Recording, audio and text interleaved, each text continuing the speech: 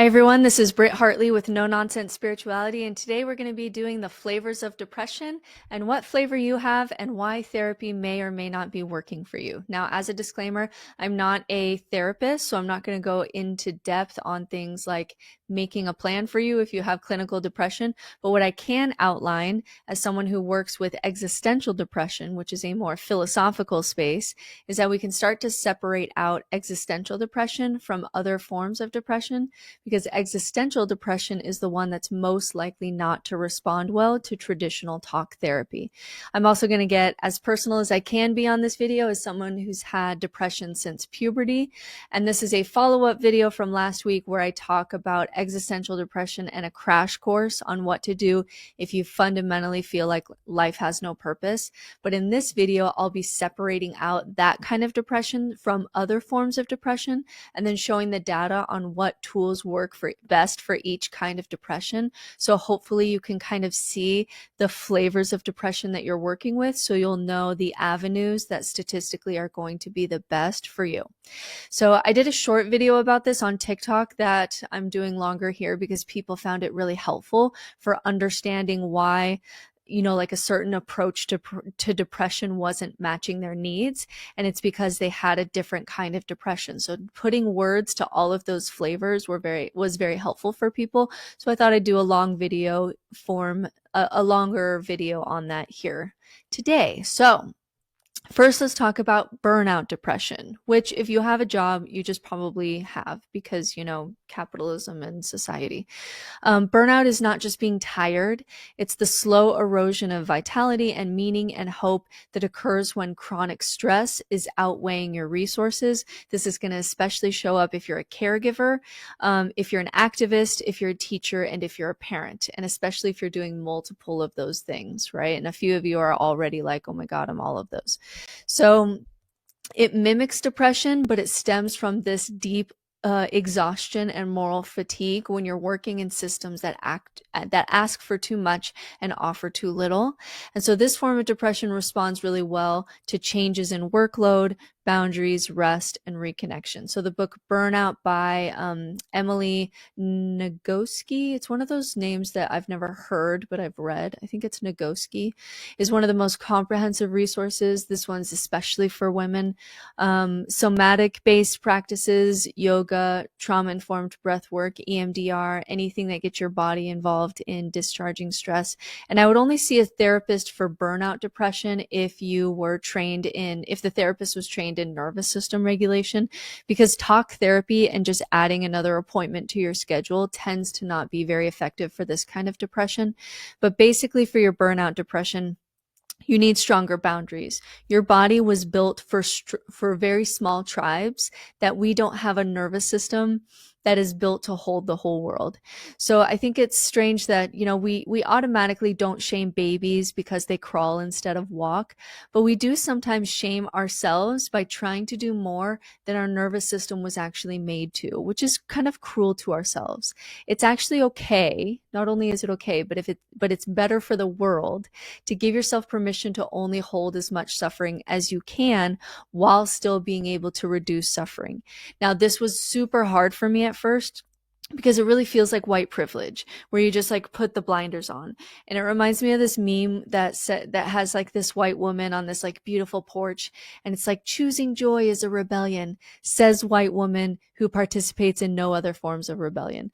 But like, if we're not doing it for that kind of spiritual bypassing way, I actually do think it's better for you and for the world if you only hold as much suffering that makes you able to do something about it. So if I start my day doom scrolling and then I end up on the couch and I cancel my 5 clients that day because I'm crying, how am I actually helping anything? That's hurting me and hurting how I'm showing up in the world. So it's not helpful to hold more suffering than my nervous system is able to handle. So strong boundaries, and then everything within those boundaries is finding some way to rest, like everything else in nature does. And if you don't, your body will eventually shut down and force you to. So for me, what this looks like is social media breaks, focusing my energy, like when I'm really burned out, just really focusing my energy on the things that are the most important, and I say no to literally everything else. Um, I also really like sound baths. They seem to be a thing that body wise help to reset my nervous system. So I have a sound bath friend and I'll just show up to one of her sound bath things from time to time. Sound baths are one of the most woo things that I participate in because of course there's all kinds of claims that that group will make things like, you know, certain frequencies can cure cancer and stuff like that. But if I'm honest about how my body feels, if I lay down for an hour and listen to the wave sounds and I get the tingly, like a head massage, I actually do feel better when I leave. And there are places where you can do like a pay what you can situation. So even when I wasn't working or able to work, there were places that I could pay what I could, and sometimes that was only like $5, and I would find somewhere like that. Let's talk about sad or winter depression. This one I don't mind as much. This one, for like, I get it, like I have it, but it doesn't bother me too much. I'm much more annoyed with summer depression. But let's talk about winter depression. Winter depression is, more common in the winter months when daylight is short, especially the more north you are. And so this is going to be feeling heavy and slow and tired, also craving carbohydrates for quick energy. And it often hits the same time each year. The gold standard treatment is light therapy and using a light box placed about 18 inches away from your face, especially within an hour of waking up. Here's my little guy, my little happy light. And I haven't been using this guy lately, but in the winter when I come into this shed, I will, like, when I get up and I come out here and I'll like start checking emails or whatever, like I'll turn it on. And it does help kind of get me going. Vitamin D, getting outside in natural light, whatever natural light you can get. Sometimes just like a seasonal antidepressant, consistent routines, exercise if you can, social contact, all of those things. So it's not just like a mood swing. This is measurable physiological reaction to light loss, and it can be treated effectively with especially like that light and body movement. So this is more biological than psychological. So the best treatments are biological in nature: the exercise, the vitamin D, the light. So I do get winter depression. I don't notice it honestly until that first warm, bright spring day, and you're like, oh, maybe I have been depressed, because it feels like a drug, you know, the first time you get sunshine. But I actually like winter. Like, maybe it's like the introverted part of me or the part of me that just gets like overwhelmed with sound, but like I love January. I love the silence of the snow, like how it sucks in sound. I love dark rooms. I love that it's dark at night. I love cuddling up with blankets and writing with like warm soup. Like, for me, January is like, she is low maintenance. She asks nothing of me. She's not loud. She just, like, as an introverted night owl, I just like her energy. So yes, I will use like my light box in the morning in the winter. But I'm much more annoyed with the forgotten little sister, which is summer depression. So this is the lesser known, and really less studied kind of depression, which is summer depression. And people with summer depression get overstimulated, and that makes them irritable, anxious, and agitated. They get insomnia. They can also start to dissociate as the brain just is overstimulated. And they also may feel guilty for being miserable during a time when everyone else seems to be like doing activities and happy and running free and doing outside stuff. And this is especially true if you live in a place that's too hot to go outside. And so so sometimes it's like overstimulated because you feel like it's just so loud and busy. But then also, if you can't go outside, it can feel really isolating if you're in an area where you can't go outside in the middle of summer. So the treatment here is focused on cooling down physically and emotionally. The biggest thing is blackout curtains, which I do use in my room, quiet spaces wherever you can get it, predictable routines, AC, reducing stimulation. So for me, I'll take winter depression over summer depression any day of the week. Summer, my kids are home all day. It's bright. It's lots of pressure to get out and do stuff. It's loud. It's busy. And all of that really makes me withdraw. So lately when I've been, again, I'm going to try to be as honest as I can, because I'm going to experience all of these flavors of depression. But when I go to the gym lately, I find myself like going to the sauna, not because I want to do anything specifically there. Like, it's not because like, oh, I want to make sure I get my 20 minutes of sauna time in. And even though it's hot, it's really the only time in my day where it's dark and quiet. And so it's like a desensory room for me lately. And so I have been going into the sauna just because it is so stimulating in the summer, and I do dissociate a little bit every single summer. It's something that I expect, and I know that is temporary. And it's just something my brain does when it's too overstimulated for too long. And at the end of the summer, when the kids go back to school, I kind of like try to take a day to just be quiet, and then slowly I'll come back online again.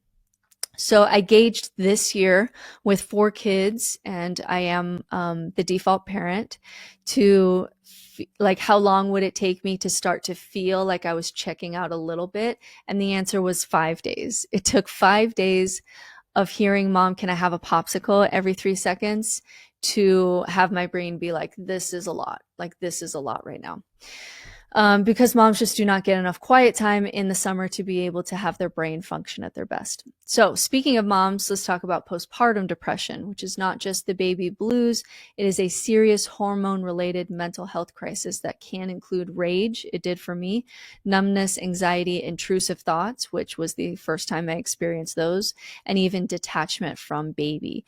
And we had no idea until we started studying women, which was like honestly yesterday, how prevalent postpartum depression is and how prevalent postpartum rage is.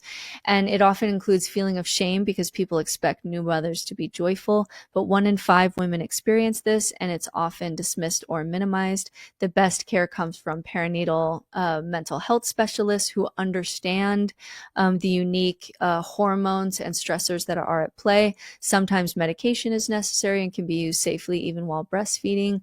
And then peer support groups. I mean, you just need a lot of support. This is why so many women on TikTok are saying, like, don't have a kid unless you can buy your village, because nature never intended us to have babies this alone and isolated. And this is what capitalism does. It takes the community away, and then you have to buy it back. So to this day, I don't know how much of my dark period of nihilism can be like separated from postpartum depression. And I didn't even give birth to my kids. I adopted kids, so I didn't get the hormone side of things. But I did have such severe sleep deprivation, and just how hard it is to have a demanding newborn, that I had violent thoughts for the first time in my life. And that really scared me because I considered myself like a pacifist. And so having violent thoughts about my children was actually terrifying for me. So a lot of my shadow work was actually meeting the mother in me that I'm most ashamed of, the one that wanted, every time my husband left the house with my kids, I wanted them to fall off a cliff so I could sleep. I'd have these really intense fantasies like that. I needed so much help that I didn't get because mostly it was too shameful for me to say out loud. I read an article in the Times talking about why we have such a hard time talking about it. And one of the reasons is because it's so painful for us to recognize, even as children, that the time that we feel the most safe, which is being like snuggled and rocked by our mothers, is maybe the time that our mothers were going through their darkest and even most violent thoughts. But yeah, that was a huge part of my dark nihilism phase, was also just like unchecked postpartum rage that I was too scared to say something about because it's so shameful. And then there's identity collapse depression, which again can happen after being an adult and being in charge of your life and losing your identity to motherhood, but it's not specific to that. There's many more reasons to lose your identity. And it's one of the most disorienting forms of depression. So this is when your core identity breaks down. So this could be leaving a religion, losing a career, ending a long-term relationship, divorce, shifting your worldview. You don't just feel sad, you feel unhinged, you feel lost, you feel unanchored. And the self that used to like make decisions and orient values and create meaning is gone. And when your brain no longer has a story that it's operating under, it essentially doesn't know what to do anymore. It doesn't have a way to filter information. It also doesn't have a way to make a decision because it doesn't have a sense of self. So it just shuts down. So this kind of depression is best met with narrative therapy, which I do. I do a whole course on how to better write your story. And that tends to be the best for this kind of depression. Rituals are also really great for this. Rituals scientifically help us to process emotions and process kind of the death of an old self so we can move into a new self. This is why, like, most religions have some kind of ritual where they will give you a new name in order to represent, like, a transition into a new self. Even in the Bible, there are multiple times where people will have some kind of change and then have some kind of ritual and then get a new name with it. That can be really important for just giving your body a way to process, like, the death of an old part of you, and then doing narrative therapy to help you rebuild and regain a sense of self. Again, I do a whole course on that because that comes up in my work a lot. And then there's clinical depression, which is just MDD, your most kind of classic, what people think of when they hear the word depression. It's persistent, heavy, flattening, long-term low mood, disinterest in things you used to love, changes in sleep and appetite, sometimes suicidal ideation. And unlike existential depression, this has strong biological and genetic components. So when I look at, for example, my dad's side of the family, you see multiple people with long-term depression, and my grandpa had like multiple mental health breakdowns. And so you often see like a genetic component to this. A couple of my brothers got it, a couple didn't. But I definitely see, like, on my dad's side of the family, like a link to depression. This is one of the most well-researched, aspects of depression. And so the most effective treatments include a combination of CBT, which is cognitive behavioral therapy, learning how to work with your thoughts, exercise, especially dance, which is really interesting. Dance is just showing up as good or better than SSRIs, which is really interesting to me because so many mystic religious traditions have a form of dance, like the Sufis have the whirling dervish. And then something like psilocybin or ketamine, psilocybin being more effective for treatment-resistant depression, but it's also illegal, so often people go to the ketamine route. And then SSRIs as well. And the dangerous thing is that you have to safely wean off SSRIs in order to do psilocybin, and then some people do go back on afterwards. And then for some people, about 65% of people, one dose of at least 3 grams is enough to last about 6 months of depression-free symptoms. But it can be dangerous to get there because you do have to taper off SSRIs in order to get that to work. But if we can get some kind of dance/exercise, sleep, psilocybin or ketamine, SSRIs, and then CBT to work with your own thought loops, that tends to be the best combination. And it may take some work if cost is an effect here, but you can definitely get free ways to be able to exercise, free tips for sleep. The product of psilocybin can be very, very cheap. Especially if you can find someone in your area, someone knows someone that you already know. Like, you already know someone who grows their own product and will often do it for very cheap. For me, it was like $10. And then you can find some kind of sitter or guide, and then find someone to be able to do, hopefully, post-integration therapy. And then even some people are using ChatGPT as a cheap way. I don't love that idea. Of course, I'd rather you work with a person. But if you ask ChatGPT to only answer as a cognitive behavioral therapist and not to, like, be delusional, but to actually, like, check you as a cognitive behavioral therapist, some people find that helpful. And then as things get better and you keep adding to things like light, meaningful work, light meaning sunshine, meaningful work, social times, and you can keep kind of a schedule to keep the worst of depression at bay. So for me, who's had depression since puberty, my schedule looks like doing psilocybin once or twice a year. I have my morning pickleball every Wednesday morning. Even though I'm always grumpy when I show up, I feel better afterwards and I just force myself to go. I take saffron. That helps me. I try to stay off chocolate, which for some reason makes me super neurotic, which is just rude. Light therapy, friends, and meaningful work. And I kind of have a schedule of those things, so that I did go from suicidal every day for 2 years to having, depression symptoms still be there, but very low. And I'm able to function now, and I wasn't functioning then. And then we have situational depression, which is also called an adjustment disorder. And this arises after something very specific. So a job loss, grief, trauma, life change. It's short term, but super intense. And so the emotions are appropriate for the situation, but they can still feel unbearable in it.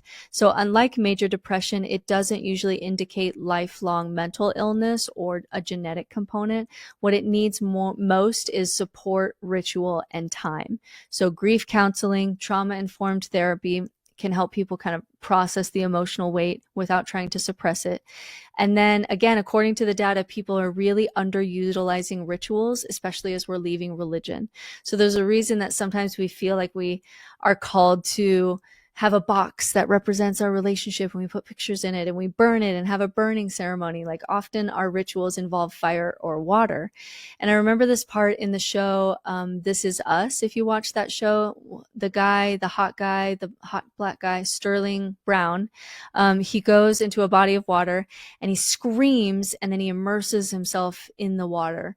And, as part of a bigger story that's not worth going into. But there's these deep ancient rituals that we developed that help us biologically process emotions out of our body. And so many times we have funerals for someone who died, but we don't have a funeral for the death of a relationship or the death of a career or the death of a job, a death of the life that you thought you'd have. We need funerals for that too. And scientifically, rituals help process emotions out of the body. So writing, talking, creating any kind of ritual gets your body involved and allows the nervous system to metabolize what happened. And then, with that, any kind of support group, even online ones, and then time. And then almost done on this list before we meet the final boss, which is existential depression. But I do want to talk about anhedonia because I do see that quite a bit in my work as well. This is a symptom of depression that shows up in multiple categories. Anhedonia is the clinical term for the ability to feel anymore, especially feel pleasure. And so it's one of the core symptoms of depression, but it can also show up with PTSD and schizophrenia or long-term stress and trauma. And so people experiencing anhedonia will describe it as, I used to love music, but now it just sounds like noise. I know I should be happy to see my friends, but I feel nothing. Even the good moments feel fake. I remember enjoying those things, but I can't access that feeling anymore. And there's two types of anhedonia. There's social anhedonia, which is feeling indifferent about relationships, even with people that you feel like you should care about. And then there's like sensory anhedonia, which is food, sex, nature, touch, music, like you can't feel anymore. I remember my sister-in-law, she lost a child, and one of the therapists kind of like played a song for her. And usually people will do like small movements, like with the music, like our bodies will make like to the beat, we'll kind of go like this. And he was actually testing the level of anhedonia that she had because she didn't feel the music, and so she didn't move with the music. It was really interesting to see like how her therapist was testing her for how severe her anhedonia was. So this is really specific to dysfunction in the dopamine reward system in the brain. It's not about laziness or ingratitude. It's a real measurable neurological state where the brain's ability to anticipate or experience reward gets blunted. And so for that, you have not cognitive behavioral therapy, you have behavioral activation therapy, BAT, which encourages positive activities before you even feel like it to help rebuild the pleasure through action. You have to build that up kind of like a muscle. And then dopamine sensitive antidepressants like Wellbutrin, which is going to help more than traditional SSRIs. And then of course, like the gold is going to be if you can do any kind of psychedelic assisted therapy, that's going to be your best for rebooting these reward pathways. And then novelty, new environments, create like anything that can kind of shock your brain with like a new thought pattern will hopefully help you to reset your ability to feel. So the ultimate boss, the final boss in this very depressing game of depression is anhedonia combined with existential depression and any other kind of forms of depression that comes with it. Because if you need to feel what brings you joy in order to know how to create a meaningful, authentic life in a meaningless world, which is a lot of what existential philosophy is about, which is living according to your own core values and living authentically. But if you can't feel anymore, like that's the loop that will get people the most stuck, where therapy even will not be able to help because your body is shut off with the anhedonia, and then your brain is in this existential depression space, which is not going to respond to traditional therapy. I have gone to therapists and none of them were able to meet me there because they have not gone down the rabbit hole as far as I have. So here's what this looks like. This kind of depression, existential depression, doesn't come from trauma or a neurochemical imbalance. It comes from clarity. It actually can come from rationality. It's not irrational. It strikes when someone is looking too deeply into the nature of existence, and they realize, either suddenly or slowly, that life has no meaning, death is inevitable, the universe is indifferent to human striving, maybe this is all just evolution pulling the strings, maybe we don't have free will, all of this is irrational and absurd. And it can arise in people who are incredibly intelligently gifted or spiritually sensitive or philosophically inclined. It often will show up after the deconstruction of a belief system. And it's not a malfunction. It's a crisis of meaning when you've seen too much. And here's the reason why traditional talk therapy doesn't work. Like, your therapist will say, maybe we try to incorporate some exercise, right? Exercise, looking at the data, it helps depression. But in existential terms, exercise is just evolution rewarding you with chemicals because it wants you to run away from predators and towards prey. There's no purpose to it. Like, okay, you get a little chemical runner's high. Evolution gives you its little reward for running away from the lion. Like, who fucking cares? What's the point? That's just evolution's little game that it's playing with you. And then the therapist will say, okay, let's go back to like things that you enjoy. Let's start building that into your life. But in existential, if you're, into existential depression, that's just a little distraction from the fact that you know that you're going to die and none of this matters. And so that thing that used to give me joy will never give me joy again, because I know I know that it's just a distraction and I'm not buying into this game. And what I hear from so many people who come to me for existential depression, the philosophical side of things, is that cognitive behavioral therapy isn't working for them because it feels like they're just trying to brainwash themselves into being happier. And that feels fake and shallow. And so I went to a few therapists at the worst of my nihilistic depression. And the one that I remember the most, he gave me this guided meditation of like walking along a river and there's a waterfall and going to a garden. And then I ate a Junior Mint. Whenever I did this meditation, he gave me like a CD for it so that when I got in a bad thought loop, I could eat a Junior Mint and it would help me to snap out of it and, remember this, calming meditation and kind of link that up. And it didn't work because in my head, I was like, your answer to my incredibly rational philosophical questions about the nature of existence and whether life is justifiable and the nature of suffering is to go into my little imagination mind palace where I imagine like this beautiful scene and eating a mint chocolate. Like, this is not meeting me even close to where I am. And so, yes, there are existential therapists that are trained in things like logotherapy, but unless they have that additional philosophical training in absurdism, stoicism, nihilism, existentialism, other isms that meet people in the void, there's no way that they're truly going to help, because traditional therapy is going to meet the symptoms.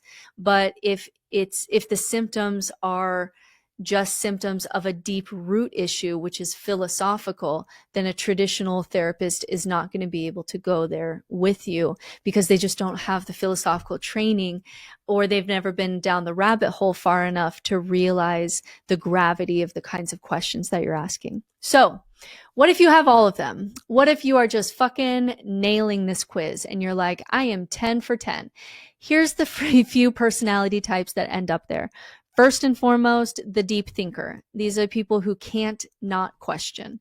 They are prone to intellectual rabbit holes. They are more comfortable in abstract thought than embodied experience, which is just a fancy way of saying you're just living in your head and not in your body. You're a deep thinker, especially if you're high in neuroticism and low in extroversion, which means if you're high in neuroticism, your brain has a tendency to focus on negativity. And if you're low in extroversion and you're an introvert, you are low in a lot of experience and social things. And that just means you're going to be trapped in your head. And that's how you're going to end up here. It's literally the cards that you were dealt. If you were a thinker, high in neuroticism and low in extroversion, Like you were always going to end up here. And we see philosophers who were deep existential types. And you get like the most suffering and sadness, but you also get the most beautiful art and music and poetry, the deepest philosophies. Like these people, myself included, I put in this, have the personality type where their capacity for suffering is greater, but their capacity for meaning and like deeply sobbing at a meaningful movie or story is also greater too. So it's just a wider range, which is a burden and a blessing. Another personality type that will end up here is like the sensitive soul. So the empath, artistic, neurodivergent, super sensitive to like beauty and pain and injustice and social disconnection. They're crushed by loneliness. They're inspired by sunsets. Like they feel too much. So this would be like Enneagram 4s, INFPs, highly sensitive people will fall into this category. I'm an Enneagram 4/5, so I get both sides of it. I get the sensitivity and also the deep thinking. And then the over-functioning idealist is another personality type that shows up in here. This is someone who feels like a deep responsibility to do the right thing, to be useful, to carry the emotional weight of others. They can be sometimes perfectionistic or moral or dutiful, and they'll burn out chronically because they override their own needs. And so this would be like Enneagram 1s, but these are people who like really take morality seriously, and then living in a world that demands so much and gives so little and has so little morality often will kind of just crush them from the inside out. Another personality type is just someone who's alienated or isolated. This could be because they're autistic or queer or politically alienated. They may feel disconnected not by choice but by design, and this is where you'll get anhedonia, which is chronic. You'll get anhedonia from just chronic disconnection. This was where you'll also get like black pill depression, which is feeling like the world is irredeemable, and then burnout, especially like social and sensory burnout. And these personality types are most likely to feel all the kinds of depression, which is like if you have a couple of these, then you're someone who's sensitive, self-aware, intellectually curious, morally serious, emotionally intense, and spiritually yearning. They're not like we are not broken. It's just a really deep way of experiencing life, and the world is not always built for deep people. But the same mind that sees the void is also capable of incredible awe. The same heart that breaks really easily can also love really fiercely. And so the same person who can hold all the suffering can, with support and integration, become someone who has just really grounded compassion or really rare wisdom or a creative fire for life. They just have a large range of human experience. And so for me personally, if I go back to the time where I was severely suicidal, like let's look at how many kinds of depression I was dealing with. Like first, existential depression. I'm a deep thinker. I ended up in the philosophical void of meaninglessness. Postpartum depression. I was home with young kids. Situational depression, because I had lost my career in theology, my Christian community, my marriage. Identity depression, because I lost my entire identity when I lost my faith in God. Burnout from the demands of motherhood. Winter depression, and then just classical clinical depression, which I'd had since puberty. And then severe anhedonia. I had no sense of feeling because I was so disconnected that I felt like a zombie, and I just lived like a zombie for years. I was just a zombie. I just was pretending to play human. I didn't feel any of this. But the worst of all of that was the existential depression, because that made me the most unwilling to try anything that could help, because I saw no philosophical reason to try. So at that point, the nihilism makes the depression worse. The depression makes the nihilism worse. And that's the downward spiral, where at the end of that is the loss of life. And I don't know how far I would have gone. The only thing that kept me alive during that time was the idea that my oldest son wouldn't understand why his mom left him. That's not an excuse, by the way, to like have children just to have a tether to life. But if I'm being honest, like that child already existing, was like my tether to life. So how to catch the upward spiral, especially if you're someone who is like me and like God dealt with this deck of cards where you are the deep feeler, the deep thinker. You tend towards melancholy. You're introverted. You're neurotic. Maybe you've had depression for a long time. For me, it's been since 13. And you're deep into philosophy where you can't just like believe in God and magically make it go away. So you do have to catch then the upward spiral. The upward spiral is doing something for your body and at the same time doing better for something your mind, doing something better for your mind or philosophy of life. And you do this at the same time, one step at a time, and then you start spiraling upwards. So first, I would still recommend ketamine, psilocybin, so that you can feel again, so you can get out of your thought loops for a bit and just like turn on your nervous system again. Then existential philosophy about how to live a meaningful life in a meaningless universe, which I did a whole video on in part 1 last week. And then, maybe you add something else. You add your lamp that you wake up to and say a quote, and then you add some absurdism, some stoicism, some optimistic nihilism. Then you add some exercise, and then you add some Viktor Frankl. Then you add some better sleep. Then you add some narrative therapy work, where you really nail down the story you want to write with your life, regardless of the absurd situation you find yourself in. And then you take a risk into the social world, start putting yourself out there. And you see that each week your body gets a little bit better, and your brain, your outlook for the world, your philosophy for life gets a little bit better too, without delusion. And when you start taking more and more risks into that life worth living, that you can imagine, but you're not there yet, that gives you a path, that gives you something to work towards. And as you get closer to that imagined life that would be worth living, your life gets better. And that process for me took about a year. Like, I'm still on it. I'm still adding things to my upward spiral, but it took about a year going from I want to die, I have nothing. I literally have nothing. There's no point in waking up. I would really wish that I'd never been born. To feeling like, oh, I'm actually getting out of bed today and I don't feel like that. And I'm actually kind of looking forward to the day. And it's not just privilege. Like, of course I have some privilege, but I was a mom of 4. I had no way to earn money. I had no community. I had no friends. I could never have said these things out loud. I really had nothing. But the thought that saved me was, maybe there was a life worth experiencing, even though it ends, but the life I'm living now isn't that life. So if I tried, how good could life potentially get? And then with that thought, because it's like, oh my God, I have to work so hard. I'm already depressed. I have no energy. How am I going to do this? I had this thought that, like, I'm already suffering. I already want to die. I'm already alone. I'm already at rock bottom.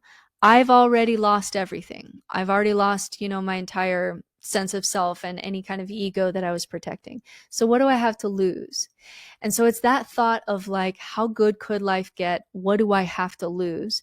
That I threw myself into trying these tools, many of which I found for free audiobooks from my library, YouTube videos, asking ChatGPT to be my existential therapist when I couldn't access one, and just step by step doing one thing for my body, one thing for my philosophy of life, until I upward spiraled out of the void. So today, am I still melancholic? Like, yes, I am not a golden retriever. I don't think I ever will be. I am still broody and dark and annoying and emotional. I still think and feel very deeply. I still have days where, like, the emotional flu of just being alive today is too much and I shut down. I still experience winter and summer symptoms. So right now I'm a little bit more dissociated than I am at my best, because, like, summer is so overwhelming for me. All of that is there, but it's manageable. And I also experience all the joys on the other end, the insane intimacy that I have with my girlfriends, the text chain that gives me life, the moments of meaning because I'm paying attention. It's just so beautiful that I'm going to cry, and art, and meeting beautiful people doing beautiful things, meaningful work, hearing your stories when you email me and feeling like I'm not alone. I experience the depths, but I have tools to manage the depths. And now I also experience the heights of human experience. And I have more resources now to maintain that kind of stretch. I know what to do for burnout. I know what to do in winter. I know what to do in summer. I know what to do for existential depression or for dissociation. And so whatever I'm feeling, I now have words for the kind of depression that I'm in. And then I know the best tools for that kind of depression. And through trial and error, because I was already suffering, I may as well try. I started to try what tool is best for what I'm feeling. Is it exhausting? like you're probably listening to this thinking like, oh, I wanted a little bit of hope, but that just sounds exhausting. Is it exhausting to have to work so hard just to stay alive? Yes. But do I experience more heights of human awareness and mystery and beauty than I think most people do? Also, yes. It's the blessing and the burden. It's the gift and it's the curse. So my thing is, like, even though it sounds a lot of work, and maybe you wish that you would have been born delusional and just been happy in some delusional story where you're just like the center of the goddamn universe. Maybe, but that's not where you are. You are here. You made it to the end of this video, which means there was some reason that you were listening to this video. And so we have to be honest about the kind of neurology that you have. And we also have to be aware and honest of even though it is a curse, there's also so many blessings with being this kind of personality type that tends towards depression. And so when you get better tools to actually match the kind of depression that you have, so that you have tools for the depths, but you're also experiencing the heights, then you can get to the point where you can say, like I can say now, which is that, yes, I still experience symptoms of depression, but I don't take 2 hours to get out of bed anymore. And I don't experience anhedonia anymore, where I don't feel anything. And and I'm not alone now. And my life has much more meaning now, which is even better than happiness, because it's just a lot deeper than these brief feelings of happiness. And I can honestly say right now that I'm glad that I get to experience life, even though the depths of my suffering seem to be greater than most people that I know. I can honestly say right now that I'm super glad that I got to experience the lottery of being alive. I'm glad that I get to experience existence, and I'll be ready for that when it comes. Hopefully I've done enough death work to be able to meet that with some grace. But right now I don't want to die. There are things left to experience. There are people and projects I still want to meet. There are things that I want to do. I'm 6 months away from finishing my book about this very subject, because I want to be able to transmute my pain into something hopefully helpful and beautiful in the world. There are things left that I still want to experience, and I am right now glad that I get to experience being alive, and grateful to be making a video like this, hoping that it's helpful for someone else. It's meaningful for me if only even just one person out in the world found it helpful. So if that's you, then I'm glad. I'm hoping that something in there gave you maybe a new tool to look up and explore, that hopefully helps you to get more tools and resources for the depths, so that you can be able to maintain this blessing and curse of having such a wide experience of what it is to be human. And hopefully you found something helpful, if even just someone else to put words to what you're feeling. It's heavy and it's hard, but it also can be beautiful too. So that's it for me. I'll see you next week.